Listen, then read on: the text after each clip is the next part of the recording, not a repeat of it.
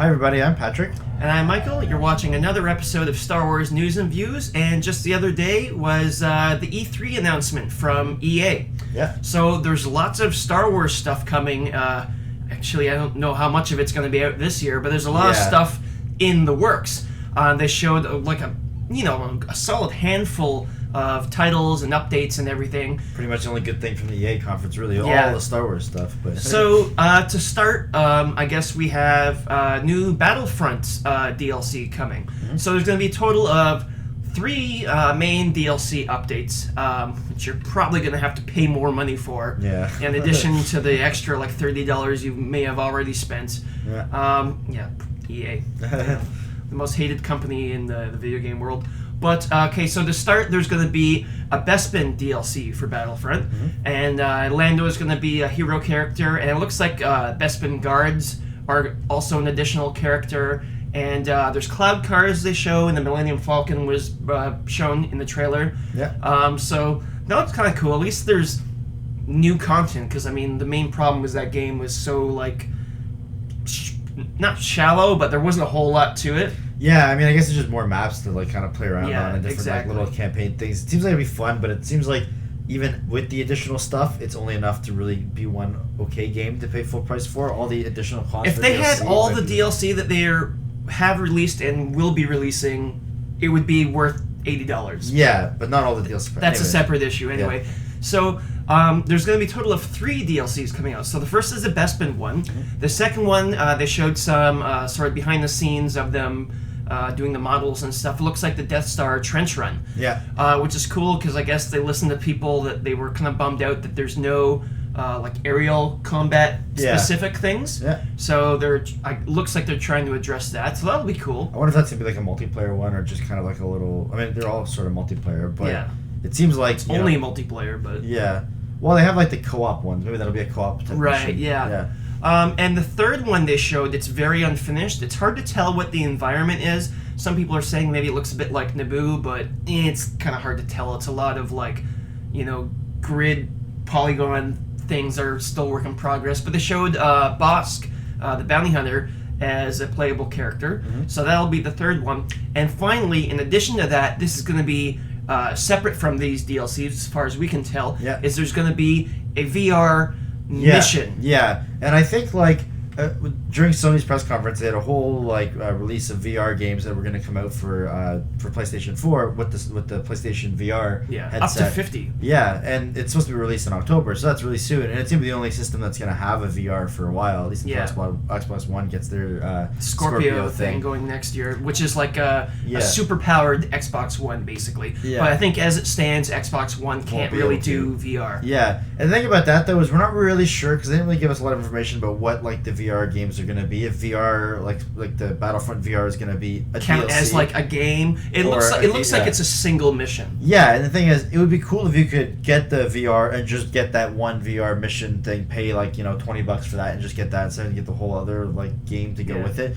We're not sure, but anyway, so that VR game, what we've seen so far, was like being able to fly an X-wing in a dogfight, but being able to look around with the VR thing at the same time. It looks really cool. Yeah, and I mean, like, even just to be able to do that and just fly around like in space and just look around for a while, it'd be so cool. It's like every Star Wars fan's dream is right? like be in the cockpit. Yeah. It works well too because like it's the PlayStation VR, right? Is it the Vive? No, it's the PlayStation VR. Okay, well that's good for like those type of things because you're just sitting there. Whereas with the Vive, you have to walk around and stuff. Yeah, no, I think it's just the headset edition. And I'm not sure, but I think there's supposed to be maybe like a speeder sort of run as well with it. I'm not 100% sure about that one though. Yeah, and on top of that, they also sort of released that they're working on Battlefront 2, which is supposed to come out next year.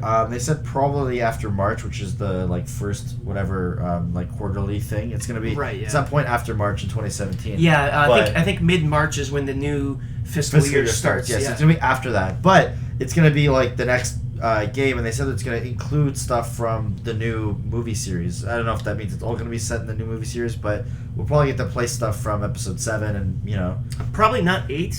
Yeah, probably not 8. It might be a little too early to... Well, it'll be coming out around the same time. Maybe they'll have DLC. Yeah, I wouldn't even... The Battle of Jakku came out before Force Awakens. Yeah, and I wouldn't even be surprised if it comes out in like the winter of 2017. Yeah. Right? Or Yeah, well, sometime after March. When that is, it could be like I think Battlefront came out in November. Yeah, it's gonna be the same time frame, right?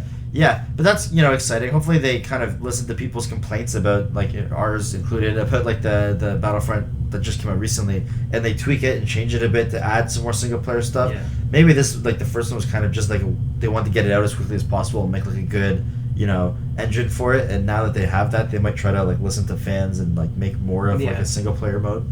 Anyways, we'll see. So the other thing they mentioned, just as a quick aside, Star Wars Old Republic. They're going to continue to support that with new expansions. That game's been out for a long time now, but it's a MMO, so they're always sort of updating it. And the other one is Star Wars Galaxy Heroes, which is like an Android. Is it on iOS probably too? Yeah. Basically, it's like a mobile game. It's a turn-based RPG type of thing. So they're going to continue to support those. So yeah, and you get to play as like different characters for that one as a turn-based one. Like there was R2D2 you get to play as well and stuff. But they're just kind of like like RPG characters that you just click and they do an attack. Yeah. So I mean, that's if you have those games, that's great. They're going to continue to support that. Another game that was announced was one in production, a sort of a third-person action RPG done by Respawn Entertainment, who is the studio behind Titanfall, which has gotten like pretty good, reviews, and everyone seemed to have liked it. I wasn't really into it too much, but it seems like it was like a well-received game. And from that, we saw some images of them doing mocap for like lightsaber fights and everything. So, which may give you some clue into the timeline. Like maybe it takes place before the prequels, I would imagine. Yeah, because there seems doesn't like have more. to. It doesn't have to be, but yeah. So that's one to keep on the lookout, because it's really good to see mocap and this sort of thing to like have fluid animation for these fight styles and everything. That's really all they showed from that. Not much to go on. Yeah. And finally, Visceral is working on an untitled game that's a third-person action adventure, and they showed us some clips and production artwork from it, and it looks like, if you look at, I'll bring it up on the screen right here. This is a character. He's walking out of the cantina in Mos Eisley, because if you look at this robot on the left and this piece of junk on the right, here's a shot from A New Hope.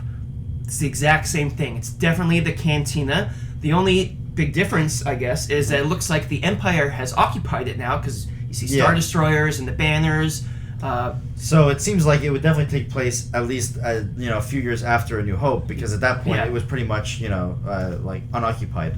But before the First Order, because the banners are clearly the Empire. Yeah. So my guess is that after the Death Star plans are stolen from Mos Eisley, the Empire suddenly takes an interest in it and sort of occupies it. Yeah.